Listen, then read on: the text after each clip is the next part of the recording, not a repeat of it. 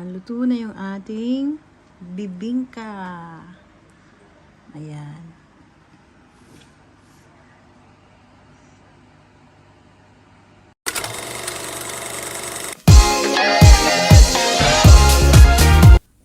Scan to subscribe. Hey guys! Welcome back to my YouTube channel. And today's video ay gagawa tayo ng bibingka sa rice cooker. Wow! Totoo kaya yun? Syempre guys, naka-read ako ngayon dahil December na, 'di ba? So, kailangan natin gumawa ng bibingka dahil isa ito sa mga favorite nating mga Filipino, especially for Christmas season, 'di ba? So, ituturo ko sa inyo ngayon kung paano gumawa ng easy bibingka na napakasarap na gamit ang, kagaya ng sinabi ko kanina, rice cooker. Ayan, di ba? So, simulan na natin guys. Huwag na natin patagalin yan. Ito lang yung ating mga kailangang ingredient para sa ating bibingka sa rice cooker. Unahin na natin dito yung sugar, butter, cheese, baking powder, coconut milk, all-purpose flour, salted egg, and yung rice flour natin. Yung gawa talaga sa bigas. Ayan. Gawa ito sa bigas, guys. Yun ang kanji na. Ayan. At syempre yung dahon ng saging. Ayan. Yan lahat, guys, ang ating ingredients. Andito na po ang ingredients ng ating bibingka. Paki-screenshot na lang po. Paano natin to? Pang-topping natin to sa bibingka natin. Para may dilaw. Ayan. Pang-bibingka to eh. Masarap kasi guys pagka merong ganitong topping na itlog na maalat or salted egg. You have to put this salted egg to the top of your bibingka.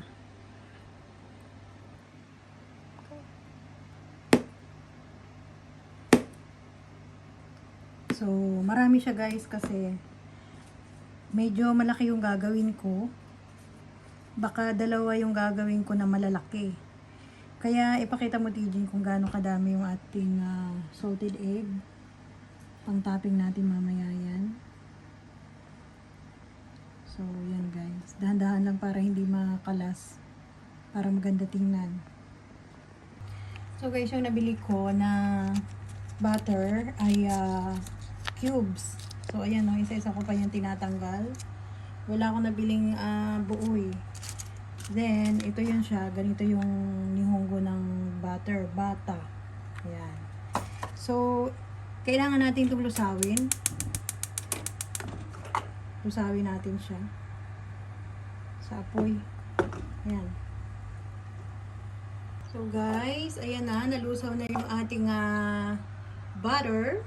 And ngayon, magtitimpla na tayo ng bibingka na ating ibibig sa rice cooker. Let's go!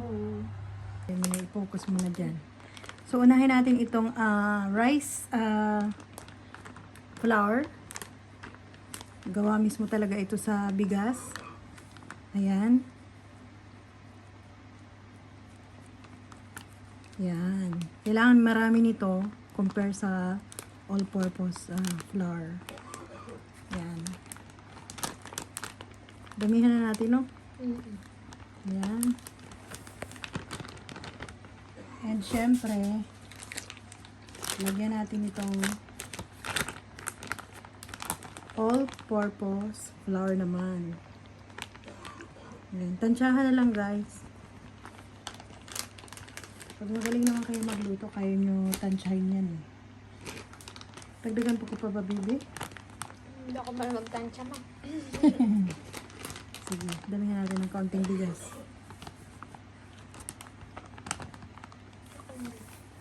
Yan, and ilagay natin yung baking powder.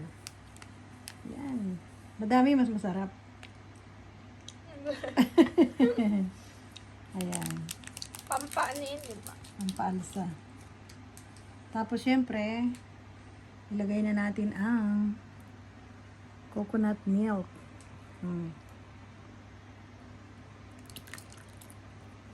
Sarap. Tsaka, haluin natin siya.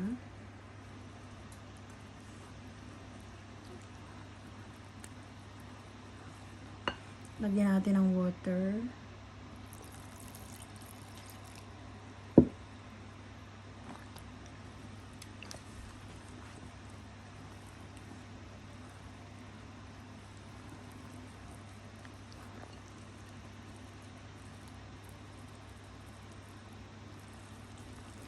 Lagyan muna natin itong brown sugar.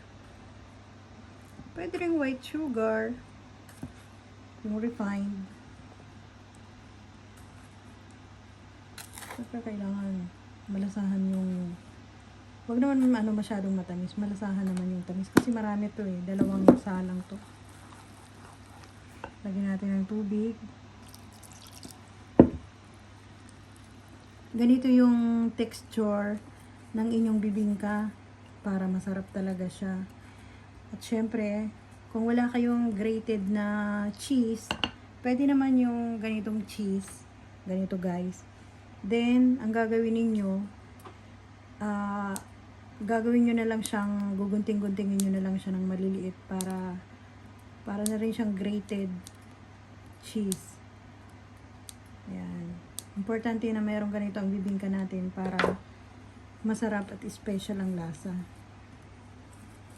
Yan. Napakasarap nito. Yan. Ganda ng texture. Kailangan guys, ganito talaga siya ganda ang texture. Wag masyadong matigas kasi pang tinapay yun. Ito, pang bibingka talaga to.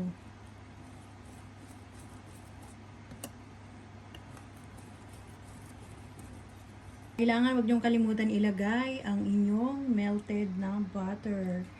Yan, ang sarap oh. Isa yan sa mga magpapasarap sa inyong masarap na bibingka. Ang sarap yan. Excited din natin kung anong lasa. Yes.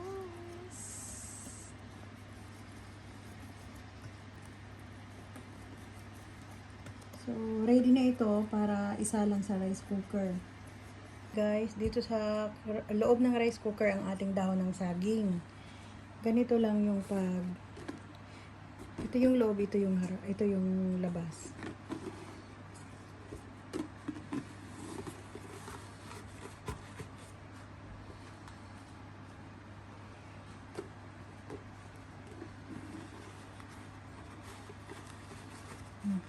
Pakita mo, TJ.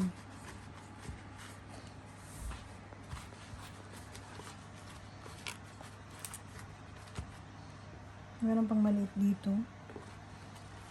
Ayan. So, okay na siya.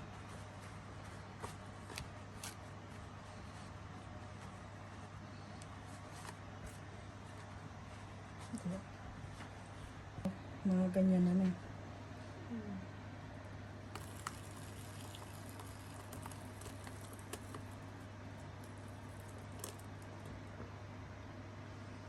Kalahati na ba?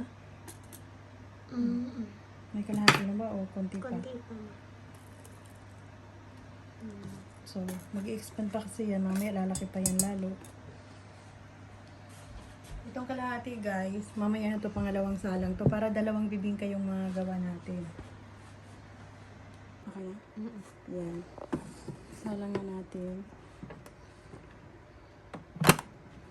Then, on. Pwede na natin itaping itong maalat na itlog. So, kailangan i-ano natin ng bandang 6, no? 6 na piraso.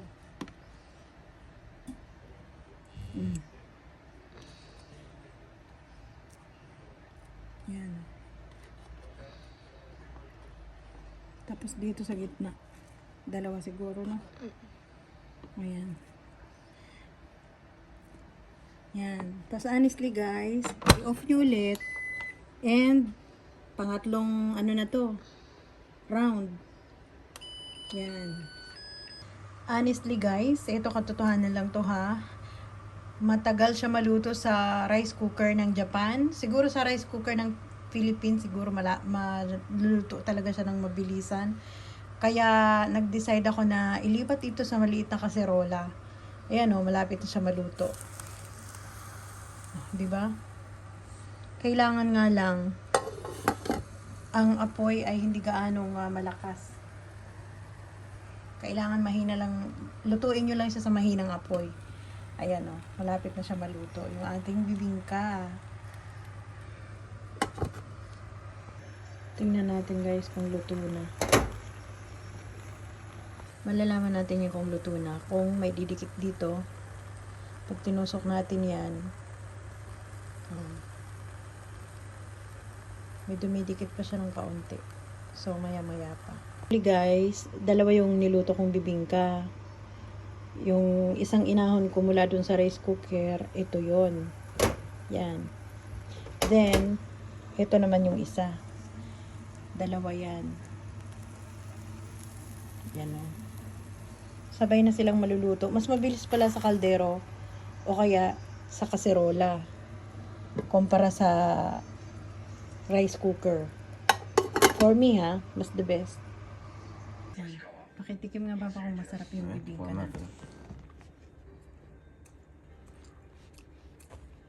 Sarap. Wow, pasado. Lasang-lasa yung alat ng itlog na malat. May cheese pa yan. Yay! Success! Yay! Success ang ating pagluto ng bibingka. Masarap daw sabi ng aking asawa at lasang-lasa daw pati yung egg at saka yung mga ingredients niya. The best! Tsaka tingnan nyo naman yan guys. Pati yung gilid niya oh. Talagang lutong-luto siya. Iba ganito yung bibingka sa atin.